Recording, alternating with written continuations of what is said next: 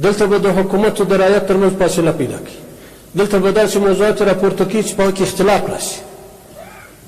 خود د حکومت په بدنه کې به یو بل داسې سره برابر کړي، یو پر یو انتقاد کوي، بل به پر بل انتقاد کوي چې دا بدنه سره کمزوري شي، اختلاف سره راشي.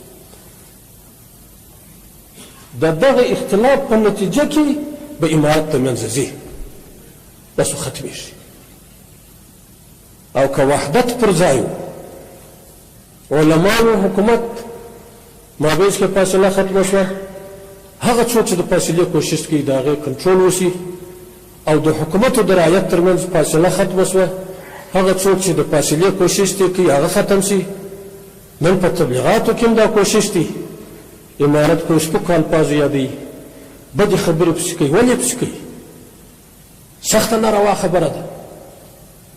مطبوعات روان دي په افغانستان کې، زما ملک دی، زما نظام دی، زه خپلواک یم، مستقل یم. تاسو زه پوښتنه وکړم، زه دا یو ناپوه سړی یم، په حکومت خو زه نه پوهېږم، مګر تاسو په دې خوښ یاست چې زه پر خپله رایه وچلېږم، که پر دې خوښ یاست چې د بل په اشاره وچلېږم؟ په خپله رایه. نن افغانستان پر خپله مستقله رایه روان دی.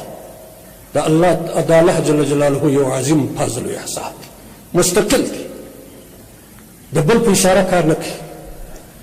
در هغه وخته پورې د ملک ترقي نه شي راتلی، در څو پورې چې د ملک استقلال ونه لري، خود ارادیت ونه لري. نن دنیا نه غواړي چې د افغانستان حکومت په خپله مستقله اراده باندې روان، غواړي چې د دوی په اشاره وچلېږي. مشورې مشترک، پلانی کار وکړه ولې نه کوې، پلانی کار وکړه ولې نه کوې، ته زما په کار څه کار لرې، زما په نظام څه کار لرې، زما په ملک څه کار لري، زما په اصولو څه کار لري، ته ولې په کې مداخلې کوې؟ زه ستا د فرمایشاتو نه دې فرمایشات منم، او نه یو قدم در سره مخ ته ځم، نه تعامل در سره کوم، نه پر دې شرایط باندې معامله در سره کوم. اوس خو به راغلی یې د بمانو مور به دې استعمال کړي، یا چې د اټم ګرد را باندې استعمال کړي. زموږ د الله ترمنځ یو تعلق شته، موږ خو کلمه شریف ویل د لا اله الا الله محمد رسول الله، خپل د مرګ او د ژوند مالک خالق هغه الله بولو، تا نه بولو، نه بولو. هیڅ د دنیا یو قوت ته تسلیمیږو نه، یو الله ته تسلیمیږو. که کوم قوت ته تسلیمیږو هغه د الله در هدایت الله دې تسلیمیږو، چې د الله هدایت دې نه تسلیمیږو. هېڅوک چې دا تمه نه راسوي. زما خو دا رایه ده، دا اوس خو دی به په ما باندې د هغه ځای څخه د دنیا د کنجانو څه نارې وایي، په خبرو به مې تسلیموي، یا چې ټول اټم را بار کړي او ټول ویلي چې اخر خو موږ مرو. حضرت حمزه رضی الله عنه چې شهید شو، د هغه چې زړه وایستی و، بدرنګي یې وکړله. رسول الله صلی الله علیه وسلم وایي که زه د خور برات یې نه وای، ما به نه وای ښخ کړی، ما به دغسې پرېښی چې د لیوانو د نسو څخه الله را حشر کړی پر دا مظلومیت باندې، چې الله پاک ته مظلومیت معلوم. موږ نن دا غواړو چې رب جل جلاله ته پر دې دین باندې مظلومیت ښکاره شي. ته زموږ سره ظلم نه کوې، زموږ درجه لوړه یې، په شهادت باندې خو زموږ درجه نه کمیږي، نه موږ ناکامه کېږو، دا خو موږ کامیابېږو. چې دا اټم دې ټوله راواړې او دلته پر موږ باندې استعمال کړې، ټوله په ویلي کې، دا مو د الله سره تعهد دی چې موږ به یو قدم په هغه څه کې در سره روان نه کړو چې الله ناراضه کېږي. نه په فرمایشاتو نه چلېږي. عجیبه استقلال ازادي رب جل جلاله راوسته، او داسې استقلال ازادي به په ډېرو قرنونو کې پر افغانانو نه راغلی لکه اوس چې الله راوسته. موږ پر دې دوام موږ د الله لوی شکر ادا کړو چې دا لس میاشتې راوسته.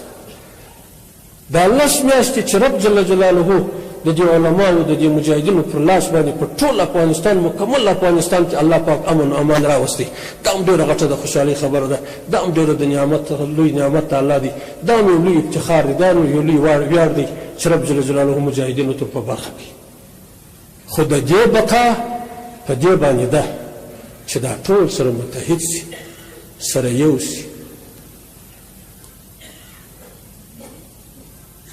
محترمو مسلمانانو ورونو، قیادت دی د علماء. علماء دا کوشش کی چې جامعه ټول علما شي،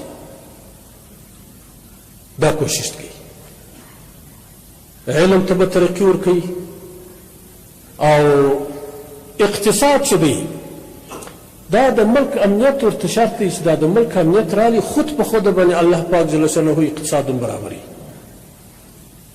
او اقتصاد په دې باندې برابرېږي چې د هغه د ملک خلک لاس سره ورکړي.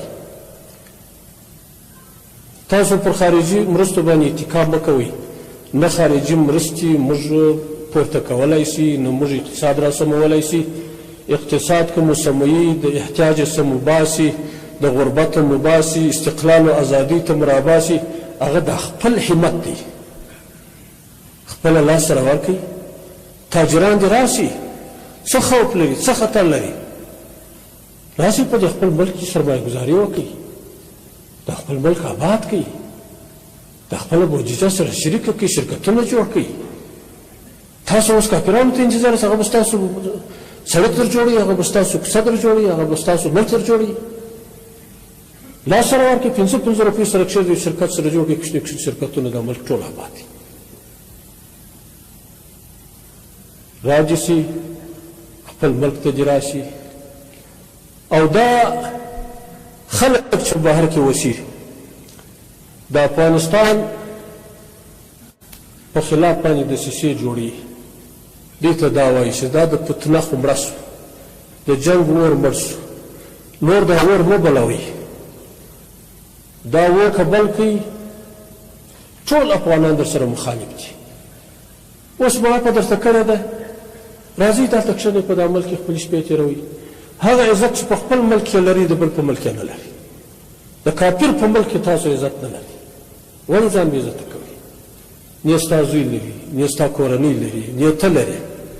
راشه په دې ملک کې کښېنه، موږ حساب نه در سره کوو، خو لیکن و په شرارت په لاس نه وایه، دسیسې به نه جوړوې، امن به نه خرابوې. که دې امن خراب کړي بیا د دې عمومي مصلحت له مخې بیا به مجازات کېږي. او زموږ ملک چې دی زموږ د اسلام شعار دی چې موږ به د خپلو مخالفینو ته چې په جنګ کې را سره ولاړو سخت خوش کړي وو، زخمیان کړي وو، شهیدان کړي، هغو ته معافه وکړي.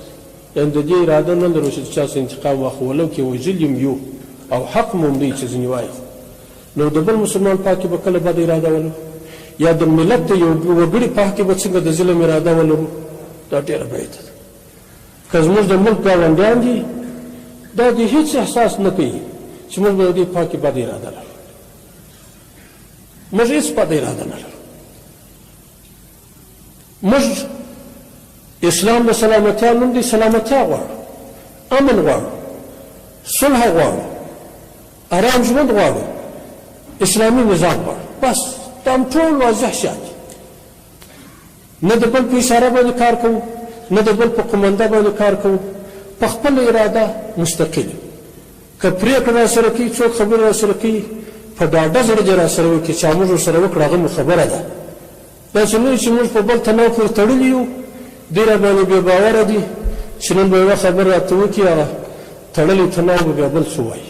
موږ د هېڅ چا په تناو نه یو تړلي، موږ مستقل یو. رب جل جلاله مو دې داسې مستقل وساتي، خپلواک یو، رب جل جلاله مو دې وساتي. دې ټول ملت ته مې دا خواست دی چې نور دا تفرقې خبرې پرېږدي، نور دا یوه جزیه خبره مو رااخیستې، نو نارې سره شروع وي، یو یې پر یوه سره ګرځي، بل یې پر بل سره ګرځي. افهام ته پنبه سره وکړو، رب جل جلاله عجیبه موقع راوستلې، دا موقع درسره لاړه نه شي، داسې په ناچیزه شي باندې درسره خراب نه شي. دا نظام سره ودرېږي، تفاهم سره وکړئ، سره کښېنئ، علما یاست، مجاهدین، د حاکمان. او بل موږ یوه خبره درته کوم چې موږ د سره حاکمان یو نه، موږ خادمان یو. حکم خو الله کړی دی.